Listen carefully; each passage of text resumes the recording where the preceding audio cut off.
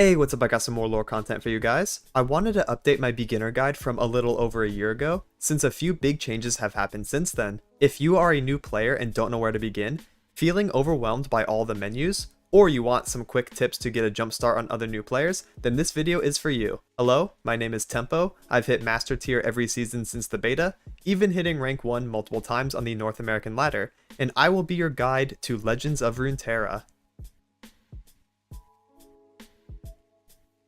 With that, let's talk about the first thing you'll see when starting lore, and that is the tutorial. Overall, I think that lore's tutorial is really solid. It does a good job at teaching you the basics of the game, and really showing players how to play out each match. Make sure to take your time and read all the tips, and you should have a good understanding of the game flow after the 4 tutorial games. The one thing I always touch on is that the cards in the tutorial do not represent what the cards do in the actual game. Some of the stats and effects aren't quite correct, so as long as you don't think about the details too much, it's a fantastic tutorial. I'd like to take a moment while it's playing in the background to explain the 3 biggest mechanics in the game to help you understand the flow of a match. Legends of Runeterra is very unique in the way that during each turn, both players are able to act, play units, and cast spells. Once one player does an action, the other player is able to take an action as well, and it goes back and forth until both players decide to pass. The second mechanic I want to talk about is attack turn versus defense turn. Only one player is able to attack during each turn, while the other one is on defense. What's cool about lore is that much like in Magic the Gathering, the defender is able to determine block targets, which makes the game innately defense favored. What really shakes things up though is the spells in the game, which is the third and final mechanic that I want to briefly cover. Spells have 4 speeds: slow, fast, focus, and burst. Slow spells are considered slow because they can't be used in combat. Fast spells can be used in combat, but enemies can react to them and play their own spells to negate or stop what you're trying to do. Focus speed spells can't be reacted to, but also can't be used in combat, while burst speed spells are the best of the bunch. They happen with no enemy interaction to the activation. It just works, and they can also be used during combat. The coolest side mechanic in the game, in my opinion, is the ability to bank spell mana. This is also called floating mana. All you have to do is end a turn with mana remaining, and it will be banked for a future turn. This allows you to do pretty cool things, like play an 8-cost spell on turn 5, because you spend your 5 mana for the turn, plus your 3 banked spell mana. After the tutorial, you will see this menu. Here you have the option to play the Path of Champions game mode, where you can continue going against bots in a solo adventure, or hop into the PvP progression side of things with deck collecting, challenges, and missions. So let's briefly cover what Path is. Path of Champions is a PvE game mode where you play against the AI using a partially pre-constructed deck and adding cards and powers to it. You then progress across a line of battles and events in order to get to the end and fight the boss. This is a great game mode to play and learn the game in a non-pressure environment. You don't have to be afraid of losing and can really focus on the learning aspect. The only thing to keep in mind is, much like the tutorial, a lot of the cards and of course the powers are not in the PvP version of the game. But it's a fun way to pass the time, and you can even complete daily and event missions in the Path of Champions. So I want to take a quick minute to go through all of the menus and get you familiar with the HUD, that way you can quickly navigate it and know where everything is. And starting at the top, we have our profile. If you click up here, then you can see a bunch of different stats about your account and things like that. If you click on the profile picture itself, you can adjust that and change your profile picture to whatever you want. There's also the collection menu showing you how many cards you have of each expansion, and also your total mastery for the champions you play. Continuing at the top, we have the Riot coins. This is the paid for currency. You can use that currency to buy cosmetics and also cards. The next currency is a green shard. We can use these to craft cards of different rarities. And the final one up here, this red ruby looking thing, is for prismatic cards, basically shiny or hollow cards. At the top right, we have this little button, really important to click on and check out. This first tab, we have the news. So here you'll be able to see new expansions, the Gauntlet schedule, and even patch notes right here handy for you. That way you can check out the patch notes at a glance without having to find other websites. The next menu is probably the most important one. These are your missions. It's going to look overwhelming at first, but the missions are separated into sections. This one is focused on the Path of Champions. If you scroll down, you can see prologue quests. So here's a very quick tip for you. You want to finish these right away. They're pretty generic. You can do them playing any deck you want. It just says start an attack in AI matches or challenges, or play a challenge, which is more tutorials. If you complete these, you get to go across your XP route and unlock PvP very quickly. It's really important to check this tab very often, as you do get more quests daily. And rounding out the buttons at the top, we have the friend menu and also the settings. And now at the bottom we have login rewards. I am on day 2 at this account, so I can get some cards. There is something new for your first 7 days of logging in. Quick side note and tip, there are no login bonuses after this first 7 days. Once you get these, you're done. Don't expect like, a 30-day login bonus that you're gonna have to keep up with. No, once you get Ash and a couple support cards, you're good to go. So I highly recommend logging in every day when you start a new account and just claim the login bonus, even if you don't have time to play that day.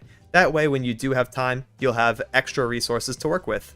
Finishing up the bottom right, we have a very big box here that is basically just a shortcut to the Path of Champions game mode, and also the weekly vault. The weekly vault is the main way to get resources in Legends of Runeterra. As you play games and do missions, you will gain XP for your weekly vault. The weekly vault starts as 3 bronze chests, but they also upgrade through the ranks, so you can have silver chests, gold chests, platinum chests, and also diamond chests. My biggest quick tip right now in regards to the weekly vault is to play until you hit 3 platinum chests each and every week. Make sure you log on, do your daily missions, add to the XP for your vault until you have triple platinum, because at triple platinum you also unlock a free champion wildcard. This wildcard will allow you to unlock and craft any champion of your choice. So if you do this for a few weeks, then you can just have a full playset of champions, which is really important since champion wildcards are often very hard to come by. And if you have extra time, make sure to go for those triple diamond chests for even more rewards. Now into the play menu. In play, you'll be welcomed with the challenges. These are extra tutorials for teaching the game, a whole bunch of different mechanics, and also some archetype specific stuff as well. I know there's a lot, but I recommend, just grinding through them. It's going to be a slog for a bit, but yeah, definitely recommend it because each one gives you 100 XP. This works towards your level and also towards your weekly vault, which is really important.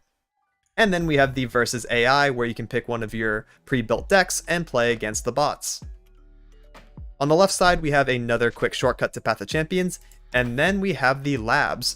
The labs are extra for fun game modes that you can also try out and see if you like them. And then we have the leaderboard, showing you the top players on the server, and you can even inspect what decks they're playing. In the collection menu, we can see our pre-built decks and also the option to create new decks or import them in. We can also see our entire card collection. And then for skins, boards, guardians, card backs, and emotes, these are all cosmetic options that the game offers. I highly recommend looking through them, seeing what champions there are skins for, and also maybe some boards and other themed options that you might want to go for. And finally, we have the rewards menu. Now this is going to be the most important thing to look at when you are a new player in Legends of Runeterra. As you play games and get XP from the missions, you will progress along this route on the bottom. Along this route, you will get extra pre-built decks, chests with random rewards, and also the ability to play PvP. I get a lot of questions about, I just started the game, I can't play versus players yet, help, what's going on? All you have to do is play a few AI games with whatever pre-built deck you want, and you will naturally unlock PvP. And continuing on after that, you will finish the PvP introduction road and be introduced to region roads. Alright, I hopped on another account that has region roads unlocked, that way I can explain the menus. So at the top left, if you click on the change region button, you can see all the regions in Legends of Runeterra. If you go ahead and click on any of them, you can also hit the activate button, and then you'll be playing on that region road. Basically, all this means is as you're playing games and doing missions, you are unlocking Bilgewater themed cards. You can also scroll and see what rewards are available for you. So as you're playing and doing missions, you will unlock these one after another. So here are some quick tips for region roads. The main thing to consider is what region you want to build a deck for next. That way you can unlock cards from that region, especially champion cards. Some of the regions will have this green hue at the bottom of the box, as you can see with Bilgewater, and this means I will unlock these cards at a faster rate than the other regions. For example, Bandle City does not have this hue. So I would recommend doing all of the boosted XP routes that have the green aura. That way you can unlock cards as quickly as possible. Another rapid fire quick tip about region roads that I always recommend checking out is stopping at the champion capsule of each region. The first champion capsule appears at around, I think, the 8th spot in, and that way you can get a champion for that region and then swap to another one and try to get to the champion capsule of that one. That way you can unlock a variety of champions as fast as possible, as those are the hardest cards to acquire in Legends of Runeterra. And also on this account, since we have PvP unlocked, there's a couple extra menus to show you. And here we have the Gauntlet game mode. Gauntlet hosts some rotating game modes that will change. You have things like standard best of 3, you have standard best of 1, and then also some wacky stuff like the one on screen here, free build, where you can build a deck with 10 cards or 100 cards and play against other players playing in the same format. If you click on schedule, you can see basically which ones are coming, which ones are next, and stuff like that. And the main reason to play Gauntlet is to go to this reward track, and just like with the region roads, as you play, you unlock rewards across this route, one after another. These are basically just cosmetics for your profile, like a badge, and also a title, just some extra stuff. And then there's also the Prime Glory, which gives you free wins in the tournament that happens within the client as well. Keep in mind that the Gauntlet does cost real money, or 800 of your shards to go in, so I wouldn't recommend this too much for newer players because you want to save those shards for your champions. And like I just mentioned, here is the tournament tab. Legends of Runeterra hosts multiple in-client tournaments each season, and I think that's really cool. This is one of the only games I've seen that does this. It's kind of like Clash from League of Legends, but in the card game setting. If you play a lot of Gauntlet over the course of the season, you will get free wins when you go into the tournament, so really good if you want to be a competitive player. There are even cash prizes for winning the tournaments. And we also have the store menu. Here's the Emporium. Another quick tip, the Emporium is a recently added mechanic to Legends of Runeterra. If you are a returning player, you definitely want to see this. So the Emporium hosts some extra cosmetics that are shown to you that have expired. Basically cosmetics you cannot get anymore and are from previous expansions and expansion passes. So for example, if you did not play during the Star Guardian event, but you still want these Star Guardian cosmetics, sometimes they will appear in this shop on a rotation and you can pick them up. Next we have the Featured tab. The Featured tab has some pre-built decks and also some cosmetics whenever an expansion comes out. For the most part, I would avoid these. I get questions very often of, should I buy the pre-builts? And for the most part, I would say no, they're very expensive. This is like $30 or something like that. The only ones I'd recommend are the ones that have a starter discount. We have Poros here, and we also have Elites. Now these are definitely a pretty good bargain if you're just getting into the game and you want to buy more pre-built decks and play more than what you're given from the tutorial. I would recommend checking the shop often and seeing if there's any starter discounts. And the last quick tip that I have for this section concerns the missions that you get once you unlock PvP. You can hold up to 3 daily quests and also 2 rerolls. You get 1 reroll at the start of every day, again with a cap of 2, so if you don't like these missions, I would recommend rerolling pretty often, that way you can do them daily. It's really important to note that these missions can be done in both PvP and also the Path of Champions game mode. Speaking of which, we can also see a bonus up here at the top right, called the Next PvP Win XP bonus. You get 3 of these per day, so I highly recommend hopping on and getting 3 wins daily. That way you can maximize your XP gain on top of doing your missions.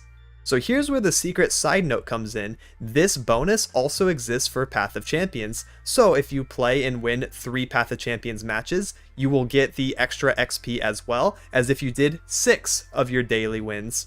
Therefore, it is heavily advised to do a mix of PvP and Path of Champions content. The next topic that I want to cover is the difference between the standard and eternal formats, which is completely new since my last beginner video. Early this year, PvP was split into 2 formats, standard and eternal. Standard, as the name implies, is the normal way to play the game. It is the primarily supported game mode for balance changes and also competitive play. However, a lot of cards are not playable in this format. Think of it like the Yu-Gi-Oh ban list. Some cards were deemed too powerful or too restrictive for future card designing, so they got what's known as rotated out of Standard. This has created a second format for players to try, which is known as Eternal, where all cards can be played, creating a massive playground where crazy combos can flourish that normally can't be done in Standard. This has caused Eternal to be the more for fun and casual game mode. There's a website that lists all the champions and other cards that have been rotated. It even has pictures, so you can see at a glance which ones are not playable in the Standard format. The link to this website will be in the description below. That way you don't accidentally craft a deck that can't be played in Standard. I mainly cover Standard decks on this channel, so make sure to sub to stay up to date on what the best decks are. And just a few little side notes about rotation before I move on. If you see that your favorite champion is in Eternal, don't feel down just yet, because there is a chance that they come back to Standard. Once a year, cards are going to come and go, meaning we'll never really know if a champion is rotated permanently. In order to find the Eternal queue, just click on your deck of choice, and then make sure to click up here at the bubble. It says Standard Casual. From here you can change from Casual to Ranked, and also Eternal, Casual, and Ranked. You will notice that Ranked is down. That is because Eternal Ranked is going to be open for only a short window. It's usually about a month at the end of each expansion before the next one rolls around. We have 1 month of Ranked Eternal, so it is not up all the time. Quick tutorial on how to import codes for new players. For PC users, click on the description box of this video and scroll down to the deck code. Highlight the code and press Ctrl+C or right-click copy, either one works. Then open your LoR client and in the collection menu, hit Import Deck, and it will pull it up for you. For mobile users, click on the Mobalytics link provided under the codes and scroll until you see the download icon. Click on it and then hit the Copy Deck Code button. Open your LoR app, go to the collection menu, and tap on Import Code to insert it into your collection. There are a couple of ways to collect decks within the client itself as well. The first way I briefly touched on earlier, but if you go to the Play menu and then the Leaderboard tab, you can click on Inspect and Import Deck to yoink what the top players of the server are using. You can even name the deck before you import it. The other way is a recently added feature that happens during the post-game of a match. You are shown a screen where you can inspect and yoink the deck of your opponent that you just played. This is a great menu to see what cards were in the opponent's deck, and even borrowing it for yourself if you liked what they cooked up. And the final big topic that I want to cover and give some quick tips about is crafting your own deck. So you'll want to go to Collection, Decks, and then click on New Deck. And here we have the crafting menu. The most important part of the crafting menu is actually at the top. Starting from the right, we have the search bar, which you can use to type in specific keywords and things like that, which cards have in common with each other. Then we have Standard or Eternal filter. This is really important. Make sure you are on Standard if you want to play in that format, and Eternal if you want to play in that format. That way you don't accidentally craft a deck for the wrong format. And next we have the Region filter. That way you can pick 2 different regions so you can start building a deck. Next we have Owned and All Cards and Incomplete. Usually you want to be on Owned or All Cards. Owned is for when you don't have a lot of resources and you just want to build a deck with the cards that you already have. The All Cards tab will show you all cards that you have access to in those regions. Keep in mind that since you don't own them, you will have to craft them. And then we have another filter button. This is a really important one. I don't know why it's so small, but this way you can filter between different card types, rarities, mana costs, and even the set that they were released in. Alright, so let's say for example I want to build a dragon deck. Because dragons are pretty cool, I'm going to type in the dragon keyword, and then we can see all the cards that we have access to. All you have to do is left click to add it to your deck, and it goes on the left side, and since I put in Shyvana and Aurelion Sol, our dragon champions, it automatically filters us to Demacia and Targon, which is super convenient. From here, the main thing you want to look at are the little blips underneath the cards. The unfilled blips are basically showing you have 3 cards in your collection, but none of those are in the deck yet. Once you add them to the deck, the blips will fill. The last thing to look at are the completely unfilled blips. So that means I don't have copies of those cards in my collection. I only have 1 unfilled and then 2 that are completely gone. So if I try to click 1, it will add it to the deck. Any more, and we will get a warning saying we don't own this card, but we can continue building anyways and then just craft and add them later. So that's basically how to navigate the deck creating, but how do we craft cards? So let's go ahead and click on one of the cards that we're missing, and then it pulls up this menu for us. It says we can craft extra copies of this card, since we only have 1 of 3, with riot coins, green shards, or a purple wild card. Wild cards are this currency up here that you can use to craft any card of that type. For example, I could craft 33 common cards if I wanted to, 2 rares, and only 1 epic. The green shards are used to craft a card of any type. It's like a global currency. Because of this, I would recommend using the green shards on your champions and also sometimes your epics. Do not use your green shards on commons or rares because you will often get wild cards to fill out those slots and you don't want to waste your premium resource on those. And then there's a little side menu down here that says prismatics, so we can use our red essence to make our card shiny, or we can also spend real money. I'd recommend using the shiny essence whenever you get it. The red rubies are usually like an end of season reward, so if you hit diamond, then you get some extra red essence and you can make your decks nice and shiny. Another really cool feature since my last beginner video is the buy all button. So let's say we filled out this deck with a bunch of cards that we don't own. You can just click buy all and it pulls up this little menu for you that shows you everything that you're spending, what you're missing and stuff like that, and then you can go ahead and buy all and it will just fill out the deck, which is really nice if you have a bunch of resources but you don't want to go craft every singular card. And then if we go ahead and hit done, it will put it in our collection for us. I just titled it new deck, and it also has a red exclamation mark saying this deck has cards that we don't own yet. That way you can come back to it and craft the cards at your own pace. And here are some rapid fire quick tips to round out the video. Legends of Runeterra heavily rewards you for playing a few games multiple days in a row, rather than a ton of games in one day. So for brand new players, here is your daily regimen. Hop on and claim your login bonus. Take a quick glance at your missions and then do 3 Path of Champions battles to get your daily win XP before switching on over to PvP until you get 3 more wins over there. Finish up any lingering missions while being in your region road of choice, and you'll naturally gain massive resources over the course of a month or 2. Make sure to log in every Thursday and get your weekly vault, ideally hitting your triple platinum chests. When event passes come out at the beginning of each expansion, as long as you're pretty early into the event, I highly recommend buying them because you get a lot back value-wise by the time you complete them.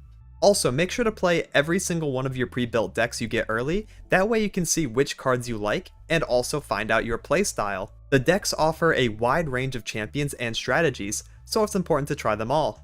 Also, if you're unsure about how to play one, don't feel bad if you have to play versus AI first. There's no shame in practicing and trying to understand what your deck is trying to do. You're also rewarded for doing so by being able to complete daily missions in AI. There's also a fantastic beginner guide on the Legends of Runeterra subreddit, which has tons more info to check out. I'll drop a link to that in the description below. Also, feel free to stop by my stream and ask questions. I love providing extra help whenever I can. I hope I did a good job covering the basic mechanics of the game, how to navigate the menus, explaining the difference between standard and eternal, and also giving some quick tips to help you build your collection faster than other new players. And that's it for this one. Please like and subscribe if you thought this video was informative or entertaining. It really helps me out. I'll be releasing more deck guides, meta reports, and highlights in the near future. Thank you so much for watching and have a good one. Laters!